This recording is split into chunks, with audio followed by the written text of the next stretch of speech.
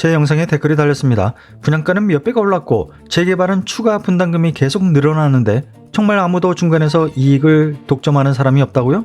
이게 말이 됩니까? 이 질문은 감정이라기보다는 계산에 가깝게 느껴졌습니다. 네, 가격은 크게 올랐습니다. 그런데 건설업계 안에 있는 사람들은 훨씬 더 빡빡하다고 말합니다.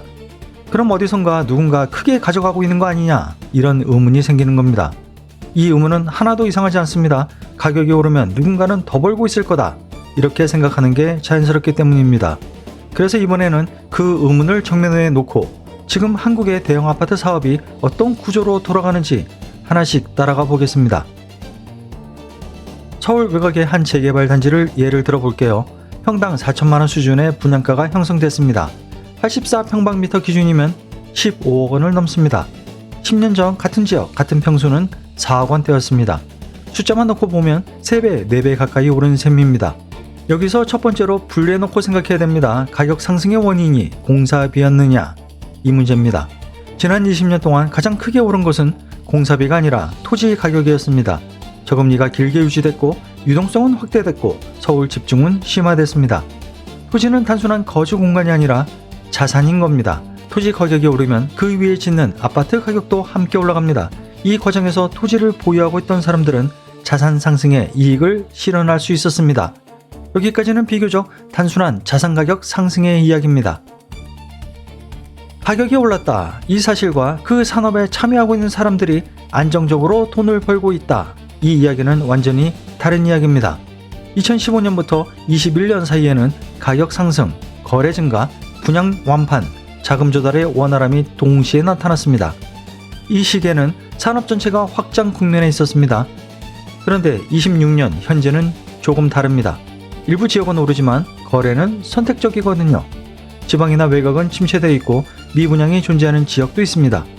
자금 조달은 과거보다 훨씬 까다롭습니다.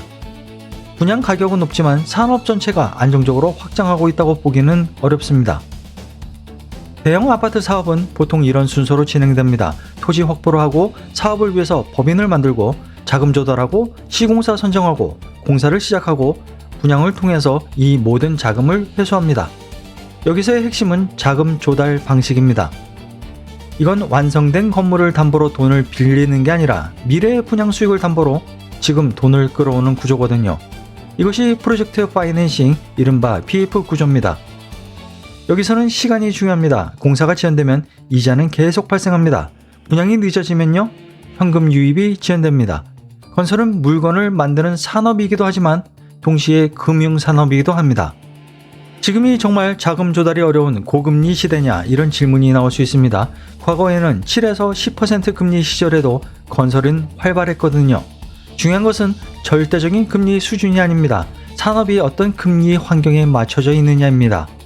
2010년대 저금리 환경에서 산업은 그 금리에 맞춰서 재편되었습니다. 토지 가격은 그 이후로 상승했고 레버리지는 확대됐습니다. 원금 규모가 커진 상태에서 금리가 몇 %만 올라가도 건설업계의 부담은 크게 증가합니다. 기준금리와 실제 PF 금리는 또 다른 이야기입니다. 사업 리스크가 높게 평가되면 금융비용은 더 올라갑니다. 사업 규모가 수백억, 수천억일 때 금리 1% 차이는 상당한 비용 차이로 도래하거든요. 현 정부는 포스코 ENC 전국 현장 103곳의 현장을 멈춰 세웠습니다. 사고가 발생하면 작업이 중단되고 점검이 강화되고 책임이 확대됩니다. 정부가 직접 돈을 가져가는 건 아닙니다. 그러나 리스크가 높아졌다고 판단되면 PF 금융은 이를 금리에 반영합니다. 공사 중단 가능성이 높아지면 자금 비용은 올라가게 되어 있습니다. 안전 강화는 점검 증가로 이어지고 점검 증가는 공기 지연으로 이어집니다. 공기 지연은 금융 비용으로 전환됩니다. 이 모든 과정은 세금이 아니라 시간의 지연이 비용으로 환산되는 과정입니다. 사업이 빡빡해질 때 각 참여 주체는 자신의 손실을 줄이려 합니다. 토지 보유자는 이미 자산 상승을 실현해버렸습니다. 그리고 빠져나갔죠. 금융은 약정된 이자를 방어하려고 합니다. 시공사는 마진을 유지하려 합니다. 이 모든 과정에서 협상력이 약한 쪽으로 부담이 이동합니다. 하청, 단종업체, 그리고 우리 같은 작업자. 그래서 분양가는 높지만 현장 단가는 오히려 낮아지는 현상이 나타납니다. 이것은 특정 개인의 도덕성 문제가 아닙니다. 이런 구조 자체가 이렇게 설계되어 있는 겁니다. 재개발에서 추가 분담금이 늘어나는 이유도 이 구조 안에 있습니다. 사업 초기에는 예상 공사비, 금융비용, 분양가를 기준으로 사업성이 계산됩니다. 그러나 공기 지연, 금리 상승, 자재비 변동, 안전 강화 이런 변수들이 누적되면 총 사업비가 계속 늘어납니다. 그리고 그 증가분은 어디선가 보전돼야 합니다.